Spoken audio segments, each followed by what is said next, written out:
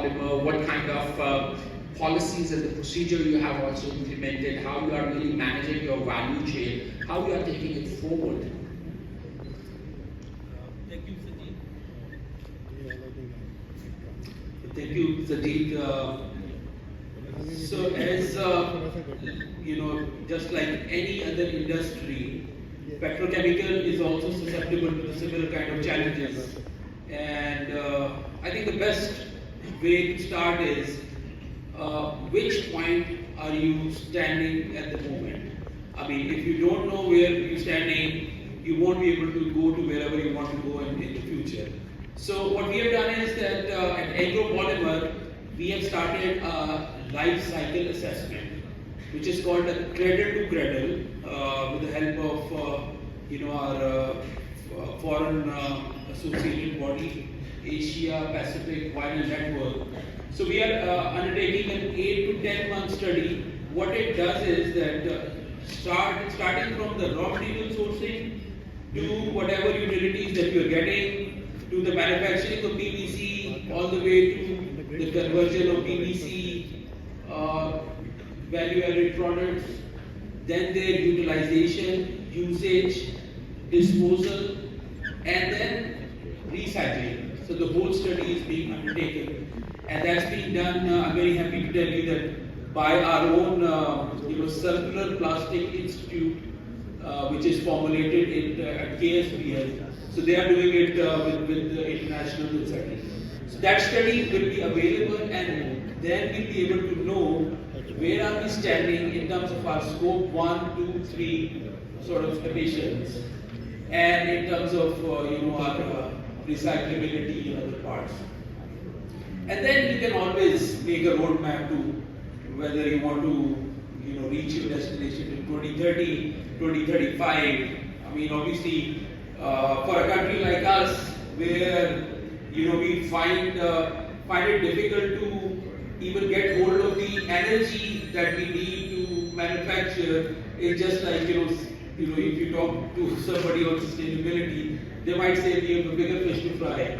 And but we believe that it is a mandatory step that we need to take, and the earlier the better. So once you have that roadmap available, I personally feel for petrochemical plants, a major step will be to look at put our houses in order, which means what is the energy that we are using per ton of the production that we are getting. I mean, if the energy is cheap and abundantly available, you might be not taking it. But energy conservation, we believe, can bring in up to 40% of perhaps the decarbonization that you want to do if you really put your house in order. The rest bit of the energy, which I'm sure Monis Bhai will also talk about, for petrochemical plants or for that matter for fertilizer plants, there are two bits of inputs of energy. One is in the form of power, and the other is in the form of steam.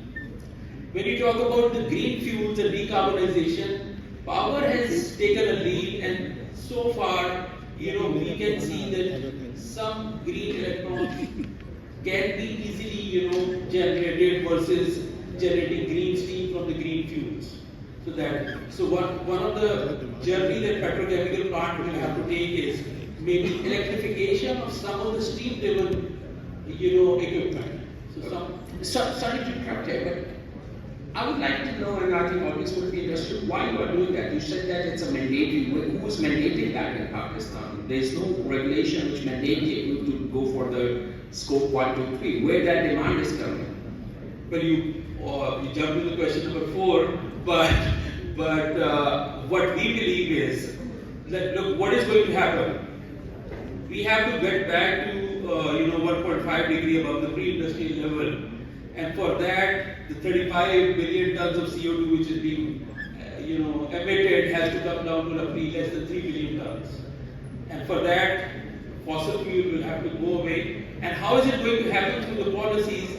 Is that incentivization will come in the form of using decarbonized fuels and green fuels, and there will be penalties and externalities that will kick in in the fossil side. So ultimately, either you do it forcefully or you do it willingly, proactively.